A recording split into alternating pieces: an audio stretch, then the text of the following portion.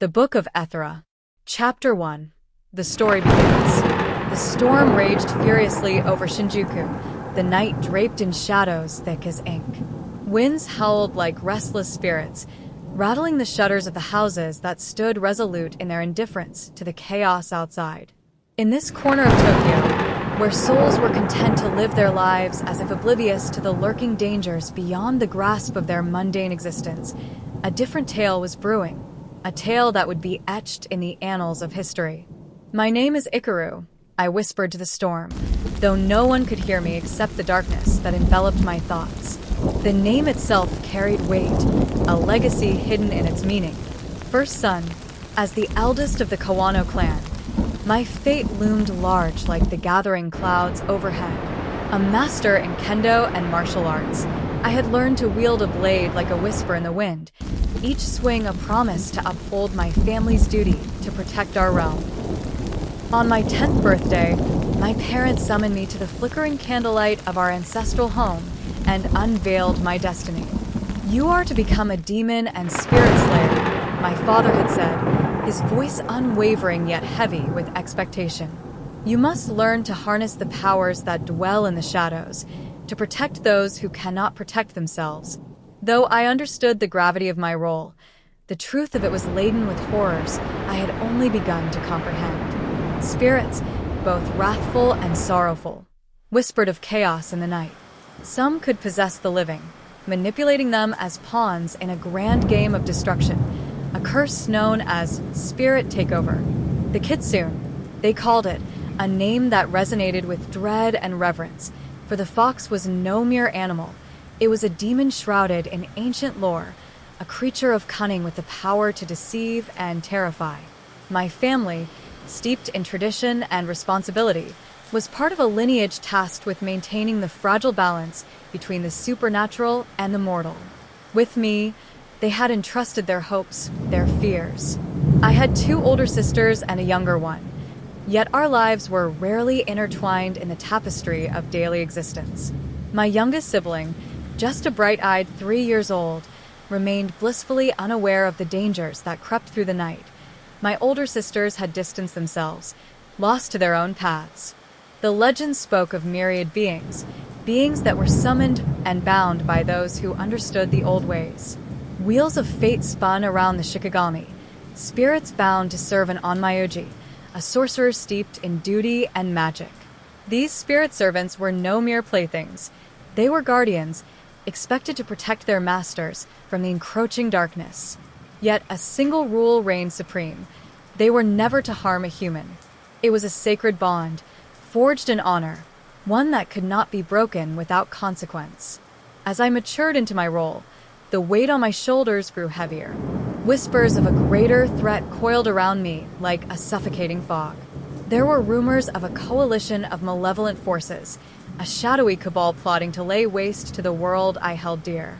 And I, as the firstborn son, found myself at the helm of this looming struggle, desperate to shield my friends, my family, and all of humanity from the coming storm. Our clan would stand together, united with the Fujimoto, Ojima, and Kojima families, noble houses entrusted with safeguarding the realms from malevolence. We were designated defenders, protectors endowed with destinies intertwined by honor and duty. My father, the Shujin of our household, master, head of the family, often spoke of our forefathers, their sacrifices etched into the very bones of our legacy. Yet, as thunder cracked and lightning illuminated the night sky, I felt the stirrings of courage within me. I had vowed to honor my family's name, to fight against the darkness. The time for youth was waning. My journey was about to begin.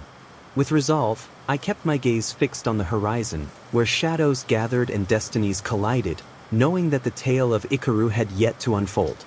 The shrine stood silent at the back of Ikaru's family home, its wooden structure almost blending into the ancient trees that surrounded it.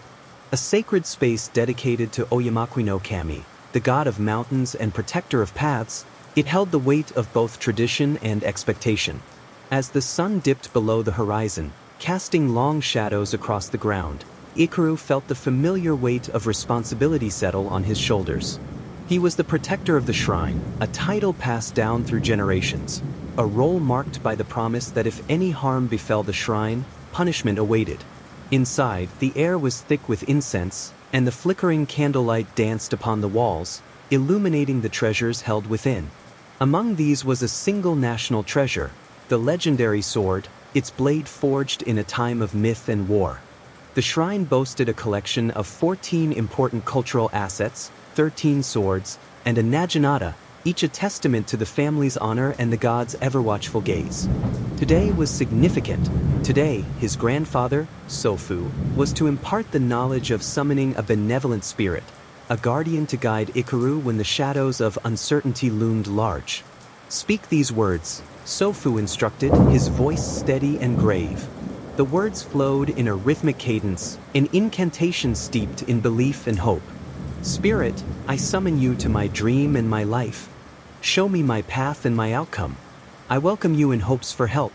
I cry out to you. Tell me about my future and help me through it. Spirit of good, I summon you to follow and lead me. Night and day be by me and show me the way." So, mount it is. 3 times. Ikaru recited the invocation before blowing out the candles, surrendering to the quiet of the night that cloaked him. But as darkness wrapped around him, a strange weight in his chest foreshadowed an unquiet slumber. His dreams twisted into a horrifying tableau. A dark creature, backlit by the pale glow of a haunting light, stared at him with unblinking eyes. It left him breathless, drenched in sweat, and filled with fear that pierced through the veil of dreams to thrust him abruptly awake. Was that a warning? He wondered, heart racing as confusion clouded his thoughts. In that moment, the shadows deepened in the corners of his room, where a creature emerged, its presence suddenly tangible. Its fur shimmered white and blue, black stripes darting down its back, sharp-ended tail flicking with an air of confidence. "I am Bayako," it announced, a voice resonant and sure. "Guardian of the West. I am here because you called upon me." Ikaru blinked at the creature, a mix of awe and mischief igniting in his chest. "You're my spirit animal? But you're small. I thought guardians were supposed to be mighty." "Ah? But I am not yet fully formed," Bayako replied, its eyes twinkling with promise. "I shall grow as you grow, granting me power as you train. Together, we will face battles and guide your destiny." Just then, a swift voice broke through the moment. "Kanakami, elder brother, father wants you in the dojo. It's urgent." Izumi, his younger sister, stood at his door, her urgency palpable. "He said to bring your spirit with you." "I'll be there," Ikaru called out, glancing back to Bayako. "Are you ready? I've decided to call you Haiku. Together, we are one." With a nod of determination, they descended the stairs, Ikaru's heart beating in tandem with his new companion.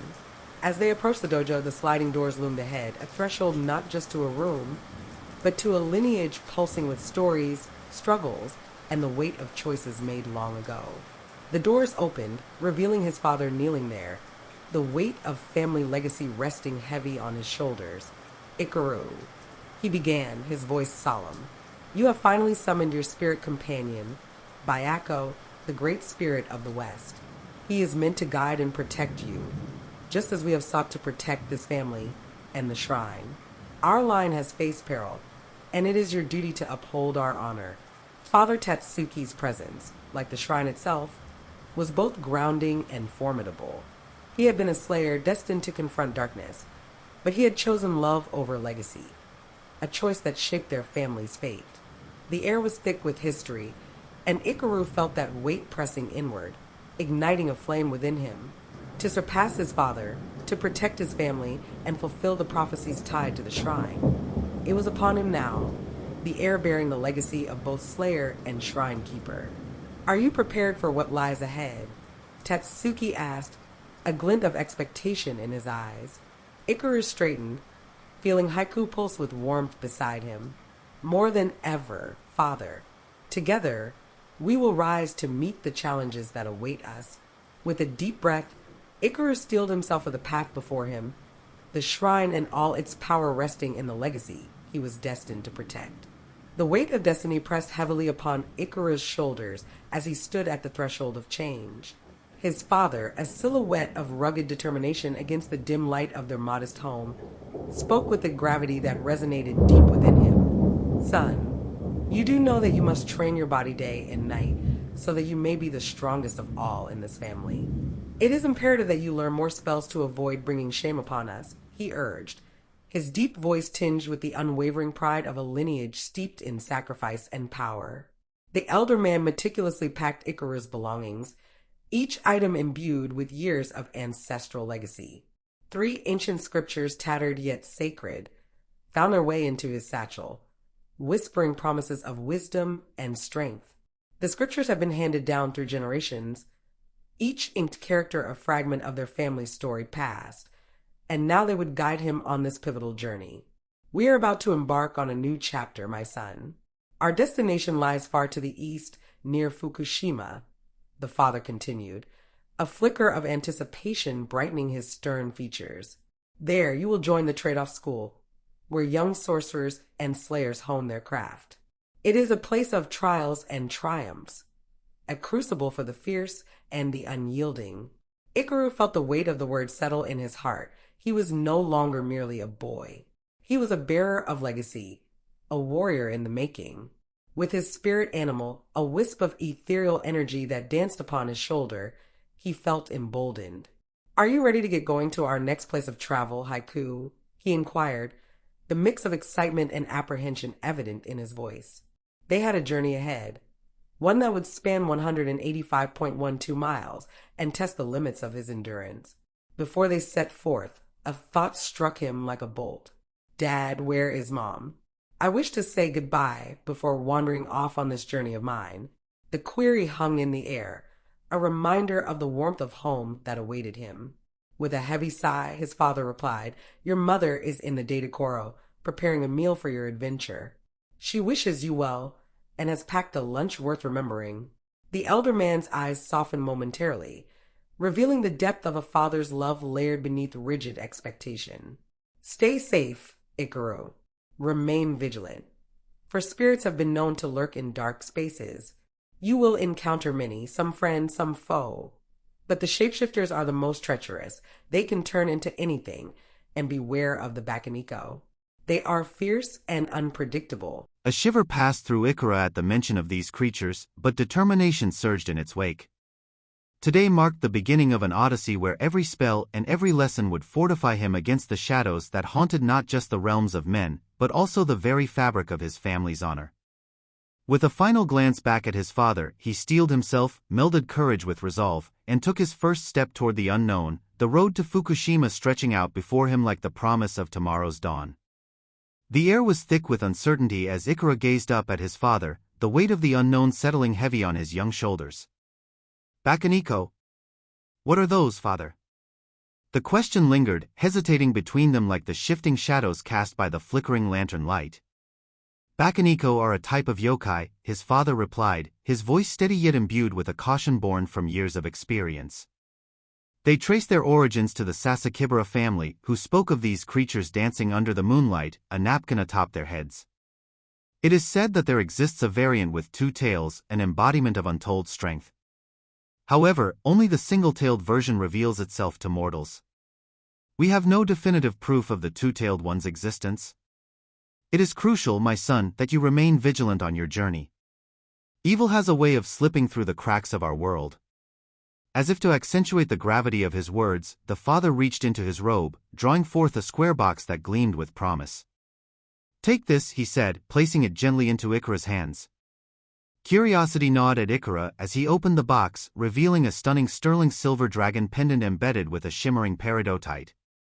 The intricate design captivated him. The central facet resembled a dragon's eye, swirling with hues of green and blue reminiscent of a lush meadow at sunrise. Tendrils of silver curled around it like branches of some ancient tree, breathing life into the intricate craftsmanship. As Ikara lifted the pendant from its confines, a surge of energy flowed through him, as if the pendant had awakened and was now communicating its destiny. In an instant, the ethereal glow that illuminated the room shifted into visions, fleeting glimpses of battles yet to unfold. A massive dragon, swathed in blue and white flames, loomed in his mind, casting dread with its sheer presence. "Father, what was that?" Icarus' voice trembled as he turned to his father, amazed and bewildered. He sank onto the tatame mat, his knees instinctively drawing close, seeking reassurance. His father's expression turned grave, and he knelt beside his son, his eyes locking onto Icarus with an intensity that spoke volumes. "What you witnessed is indicative of our world's future, Icaro. That dragon Igra is a spirit and, without your prompt mastery of your powers, could lay waste to our realm. Within this pendant lies a fragment of that power, waiting for you to unlock it. When the time comes, you must summon Igra and find the strength within your own heart. But first, you must embark on a journey to your grandfather's home in Nezukarasuyama. He has much to teach you and may impart a gift of his own." The significance of his father's words hung in the air, a tapestry woven with threads of fate that awaited unraveling. Excitement mingled with apprehension as Icaro nodded in silent agreement. Together, they gathered the remaining provisions, each item placed carefully into their bags, now heavy with the weight of expectation. "Icarus-san, from now on, we will be partners and look after one another, no matter what happens, right?" Haiku chirped, perched firmly upon Icarus' shoulder, a nagging comfort among the uncertainty.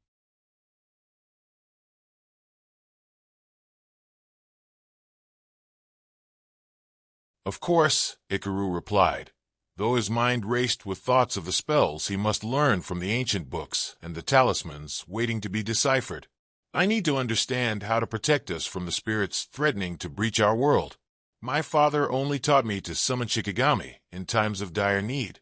As they stepped outside, the world unfurled before them like an uncharted map, lush with promise, but fraught with peril. Yet, just as they made their way along the winding path, an unsettling presence hung in the air, coiling around them like an ominous fog. Both Ikaru and Haiku halted, sensing an approach, an energy pulsating as it drew nearer. "Do you feel that strange power?" Haiku murmured, his voice low and tinged with concern. "It feels like something formidable is closing in on us." As he spoke, Ikaru noticed the strange transformation. The black stripes on Haiku's back morphed, elongating into sharp steel-like fins, jutting out protectively. The air thickened into a blue mist that circled around him, forming a barrier against whatever might assault them from the shadows. Together, they stood on the precipice of uncertainty, gripped by the knowledge that their adventure had only just begun. In that moment, Ikaru understood that his destiny was entwined not only with ancient spirits and dragons, but with the choices he would make and the bonds he would forge along the way.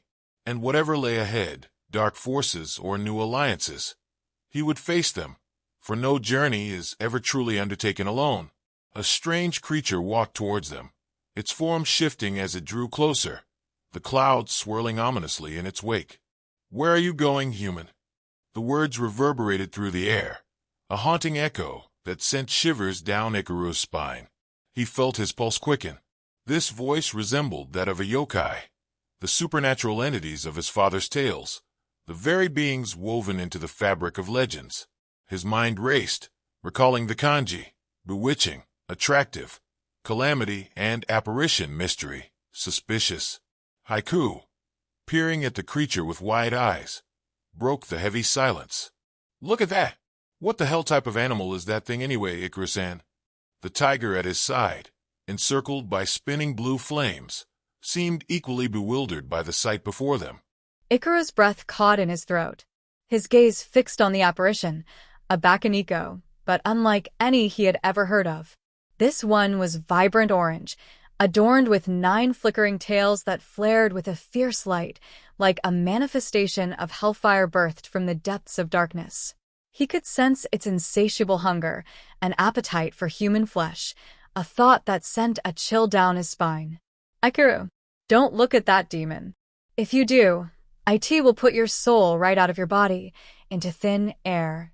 Haruna, the eldest son of the Fujimoto line, shouted vehemently, his eyes wide with urgency. Instinctively, Ikaru closed his eyes, the terror seeping into his very being. Haruna shouted, "Go for it. Sarayu, it's time to drive you, foul demon beast. Evil that which forms below, No longer will you dwell. Death takes you with this spell. Demon, beast, begone. Go for it, Sarayu. Use flames of the holy fire. With a fervor fueled by desperation, Haiku released his smoke screen barrier, allowing their intentions to seep into the very air around them. Right, boss? Flames of the holy fire. Sarayu roared as he unleashed a torrent of blue flames, bright and unrelenting, surging towards the yokai. But just as swiftly as it had appeared, the creature fled, evading the searing fire before it could make contact. Demon circle hold. Haruna commanded, revealing a technique meant to bind their foe. That attack ensures the demon cannot escape us. He approached Ikaru, who was still trembling in disbelief, and extended a hand to help him up. A smile broke through Haruna's earlier tension. I can see that you're on a journey to the same destination I am, the school past the mountains. If you'll allow us to accompany you, we can navigate this treacherous path together. I hear you're off to visit your grandfather. Let us aid you in your quest. Both boys bowed in mutual respect, an unspoken bond beginning to weave itself between them. I have no problem with you joining us, Ikaru replied, relief washing over him. Thank you for saving me from that demon. If you hadn't shown up, we would have been. His voice trailed off, the weight of his near-fatal encounter settling heavily upon him. No problem. But don't be fooled. That demon isn't gone. It fled, yes, but only because it sensed the threat we posed. Haruna's tone shifted, a flicker of concern crossing his face as he scanned their surroundings for any lingering danger. Just as they were about to move forward, a small, spirit-like creature fluttered down and landed on Haruna's shoulder. It resembled a dragon, vibrant and lively, its voice loud yet oddly charming. Hello, I am Azure, the blue dragon. You may also know me as the Dragon of the East. I'm one of the 4 guardians, just like your friend over there. Azure beamed with enthusiasm. When you humans summoned us to this world, you copied our digital makeup and brought us to life to stand by your side. However, heed my warning, we are never allowed to attack humans. If we do, dreadful consequences will befall us. A mischievous smirk danced upon his lips. Glancing at Azure's tail, Ikaru noticed the resemblance to Haiku's. Both bore a spike that gleamed menacingly. Yet beneath the surface excitement bubbled an undercurrent of despair, one that he couldn't grasp fully.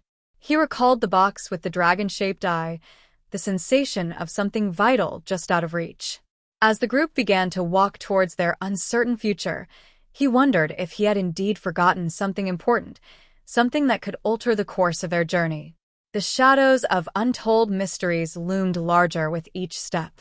Under a cloak of twilight, the stars twinkled above, their distant light a solace to Ikaru and his companions.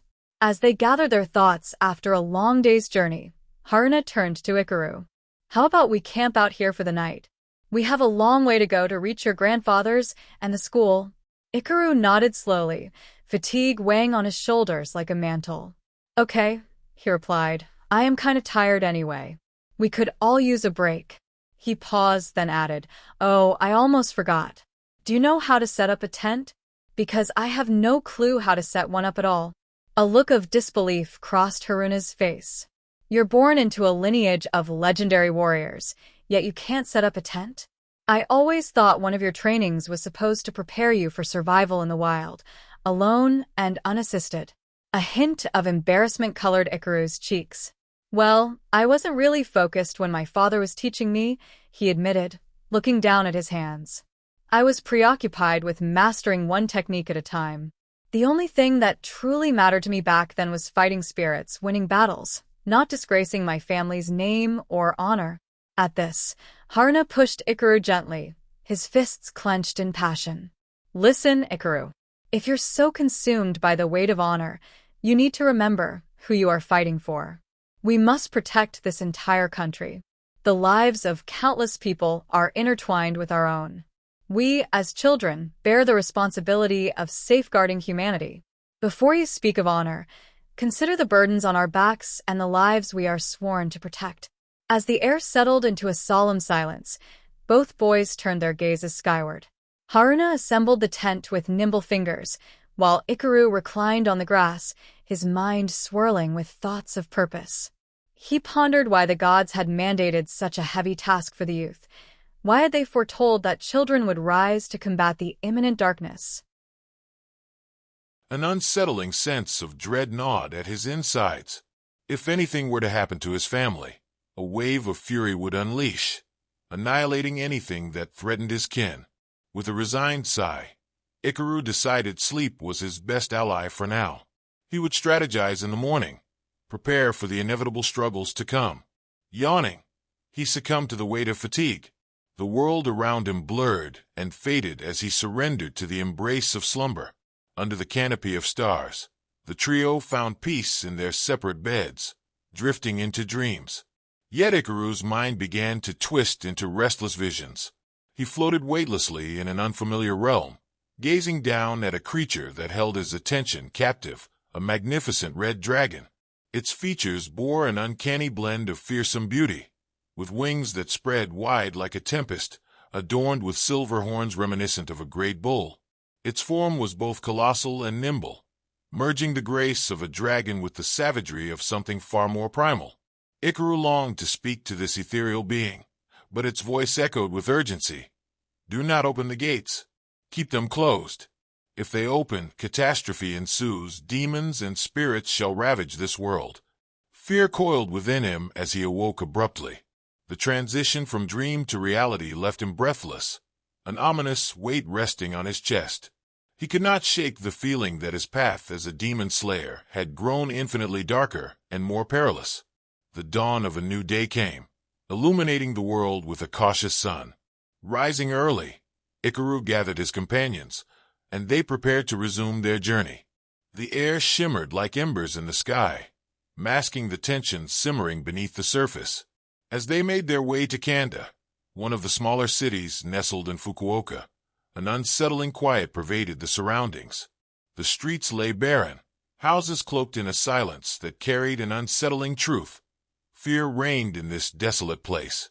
"Hey, Ikaru," Haiku whispered, drawing Ikaru's attention back to the present. "Do you feel that power source? It's strange, like something sinister lurks nearby." A prickle of apprehension danced up Ikaru's spine as he surveyed their surroundings. "It feels like a demon," he thought, recognizing the connection between their uneasy sensations and the ominous landscape.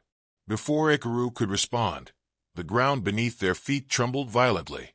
Cries of terror pierced the oppressive stillness, followed by the charge of a monstrous beast, a gigantic mammoth, its enormous tusks stained with the remnants of violence. Its grotesque form moved through the undergrowth, dripping with the remnants of suffering. "Reha!" The beast's roar split the air, shaking the remnants of security within Ikaru's heart. "We must destroy it," Haruna exclaimed, urgency surging through his words. "This may be the demon we sensed. There are demons that can manipulate creatures to serve their dark purposes. Collectively, they steeled themselves for the inevitable confrontation, their bond of courage solidifying as the weight of destiny pressed upon them. The time for action had come, and they would face their fears together, for the fates of countless innocents rested on their shoulders. The air crackled with energy as Haiku and Azure began to power up, a spectacle of light and sound resonating through the desolate remnants of the village. Spikes erupted from Haiku's back, each one glowing fiercely, as if charged by the very essence of a storm. A thick, swirling smoke screen enveloped them, and the blue haze expanded, morphing into jagged bolts that split the darkness. "Rhea!" The beast before them roared, shaking the earth beneath their feet. In the face of the looming threat, Haruna's voice cut through the chaos. "It's attacking. Azure, use the dragon of the holy flames." His words came heavy with urgency as he brandished his pendant, fingers poised in a ritualistic manner on his forehead. Closing his eyes, he drew upon the deep currents of energy that flowed within him. "Dragon of fire, rise with full power, I ask of thee." His heart raced as he envisioned flames spiraling to life, unfurling into the magnificent silhouette of a dragon. A sudden shift in the battle's tide brought Azure into play. "Dragon raises flame of despair," he shouted as he conjured flames that encircled him like a living entity. But as the fiery dragon roared to life, it rushed at the enormous beast with a speed that left little room for doubt. Yet, against the fierce momentum of the attack, the creature stood defiant. With a swift flick of its mighty leg, Azure was sent crashing into the wall behind him, the impact echoing through the forsaken streets. "Azure, you okay?" Haruna screamed, panic lacing his voice as he turned to Ikaru, his question unvoiced but clear. Would Ikaru join the fight or leave him to fend for himself? Ikaru, determination flashing in his eyes, pulled out his own pendant.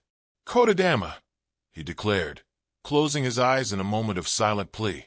"By the power of the almighty gods and goddesses, I ask upon you to lend me your power. Allow me to do as I see thunder strike before me. So mote it be." The command reverberated with fervor, and soon, Haiku was awash in arcs of electricity, unleashing a primal roar that shook the remnants of the village. "Use lightning savior blast," Ikaru commanded, crossing his arms firmly over his chest, only to watch in horror as the gigantic mammoth shrugged off the full force of their combined attack, charging back with a catastrophic revenge. Its powerful flames, known as darkness flames, arced toward Haiku and struck true, sending the creature reeling. "Haiku, you okay?" Ikaru shouted, rushing toward his companion. Fear gripped him as he knelt beside Haiku, who lay wounded, and desperation set the stage for their next move. "What can we do now? Our powers barely made a dent, and it looks like he's about to attack us again." But hope arrived in the form of a booming voice from above. "Hey, don't worry, you two. We will help." A figure leaped down from the roof of a crumbling building, a boy with an aura as fierce as the fire he commanded.